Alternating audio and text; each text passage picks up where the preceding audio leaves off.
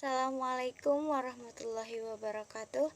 I am Dede Apit Fitriani, majoring in Nursing Department of Health Polytechnic in Tasikmalaya.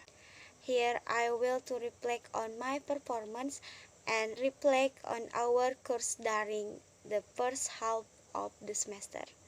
My opinion on the overall performance is that I can follow the learning path well despite network content.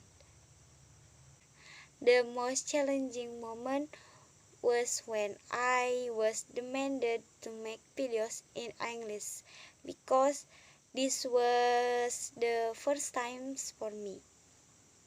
The most interesting thing that I can learn to pronounce the word properly and correctly. The moment I am most proud of it when I can pronounce sentences spoken by other people. I studied during the half semester was material about English for nursing. The problem is that I still don't have a lot of vocabulary, so it's difficult to understand the material.